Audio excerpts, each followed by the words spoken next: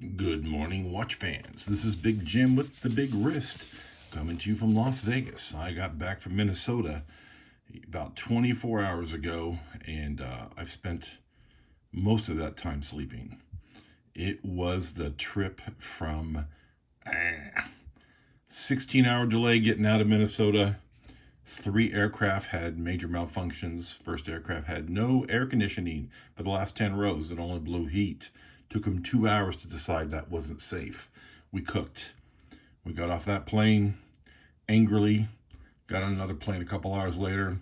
It got to the end of the runway going nearly full takeoff speed when he slammed the brakes on the plane, came to abrupt stop. It scared the living daylights out of everybody on the plane, including the air crew. It was not pretty. Engine malfunction light came on in the takeoff. So took 4 hours to get another plane. That plane had the emergency safety switches for both engines would not reset. So he had engine failure lights on that plane. Then the crews had all timed out. We had to wait until it's supposed to be 6 a.m. for another plane. Then it became 11 a.m. We had a little mini riot. I wouldn't say mini riot. Let's say 200 passengers got pretty mad in the gate area at about 6 a.m. And lo and behold, Delta overreacted and called the cops on us. So we had 5 Minneapolis city police officers respond to the gate, and even they said, "This is stupid. Why are we here?" Two of them stuck around for 4 or 5 hours and ate breakfast with us until new Delta employees came on, because those Delta employees were not welcome back. New Delta employees came on. New guy came in. He knew how to speak on a microphone. He didn't stutter. He had answers. He ordered his food, and he was very apologetic, offering up hugs. It wasn't real helpful, but at least it was real nice, unlike the other ones. So, anyways, 11 o'clock or so, we got on a plane, and we all had long prayers, and that sucker took off, and we got back to Vegas 16 hours late. But we're alive. And we got to sleep. I was in my bed by 2 o'clock in the afternoon yesterday, and I slept until 7, what I thought was 7 o'clock in the morning, and it was 7 o'clock at night. I didn't even realize until the sun went down that I had not woken up in the morning and I'd woken up in the afternoon. So anyways, it's pretty funny. I was walking around the house thinking I got to get everybody up for coffee, and we got to get used to getting up in the morning for Monday because we all got school or work. And then I realized, hey, wait a minute. It is 7 p.m., not 7 a.m. That was pretty funny. So I finally got back to bed and I got some more sleep, and here I am, alive and well. Everybody's happy and healthy and ready to rock and roll for tomorrow. Monday morning, first day back to school for the kids. And as you've been seeing, I've been showing you my G-Shock, the GAS 2100, the small version of the venerable CasiOak. This is the mini CasiOak 42 millimeters in the AliExpress Chinese bracelet that has I wore it for a week solid, beat the snot out of it. I'm talking, banging up and down stairways and elevators, and, carrying luggage and getting in and out of taxis and vehicles. And you can see I got a wicked scratch. I'm pretty sure that was from when I banged on a post in a toilet. Freaking giant metal pipe out of nowhere. Didn't belong there, and very strange place to put a pipe. Boy, I think everybody in the bathroom banged into that thing at least once. But, I got a couple of compliments on the watch.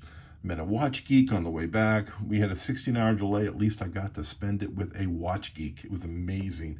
Alex and his wife, Jeannie, are coming to Vegas for a reunion, and they were just amazing. We had a great time. And he had an Omega Seamaster Constellation that was in pristine condition. He'd just gotten it recently, and he carried it with him as his dress watch. It was just an amazing watch. I'm hauling around $180 worth of watch, and he's hauling around $1,800 worth of watch. But, we both have a great collection, and we both have a lot to talk about, and it was fantastic. Very nice guy. Very nice guy. My doctor, who was seeing my daughter, she was wearing an Omega Aquaterra with the white dial and the diamond baguettes. Very small, beautiful. I couldn't tell if it was stainless or platinum. I'm going to guess platinum because she was a real high-end young lady. It might have been white gold, but, you know, she was very well-dressed doctor, very, very nice, everything, shoes, clothing.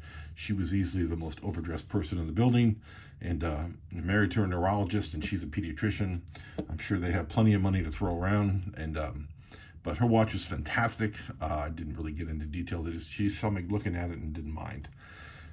Other doctors were wearing a rattle white ceramic that was nice. I saw a doctor wearing a fashion watch with a red circle in the center where right above where G-Shock would have their G-Shock thing. It was a red circle with, I think, a line through it. I couldn't tell. It was a quartz fashion watch, but I couldn't tell what it was, and it didn't seem really super expensive. And she was a gastroenterologist, and she was also very nice. So wide spectrum of watches, you know, very, very wide spectrum. Didn't see a single Rolex in the building. Did see a couple of Brooks Brothers suits, and they may have been hiding Rolexes underneath those suits, but, you know, the Mayo Clinic Rochester, Minnesota is easily the most professional medical organization I've ever seen in my life.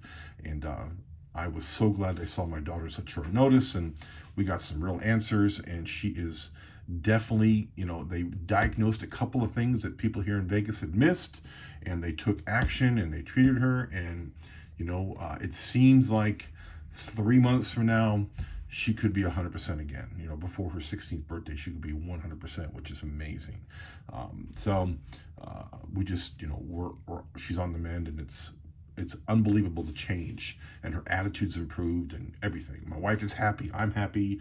You know, just couldn't have gone better. So everything is fantastic. You know, this watch here, I was proud to wear it. People couldn't tell what it was. The watch geek and Alex and I sat down and talked about this.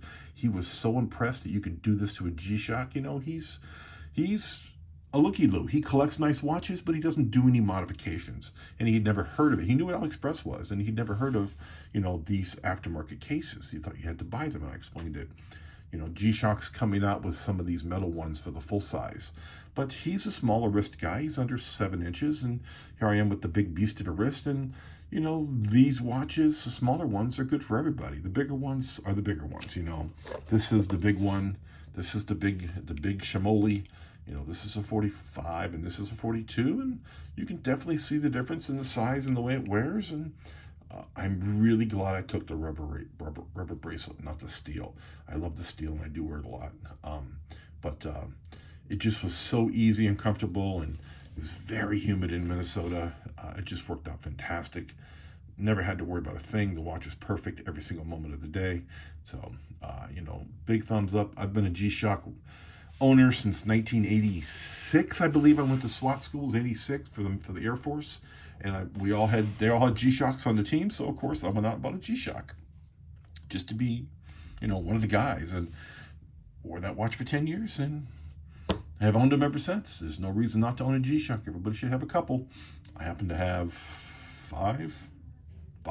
Yeah, so I have more than a couple. But anyways, I want you all to have a great week. Enjoy yourself, and I will catch you on the next one.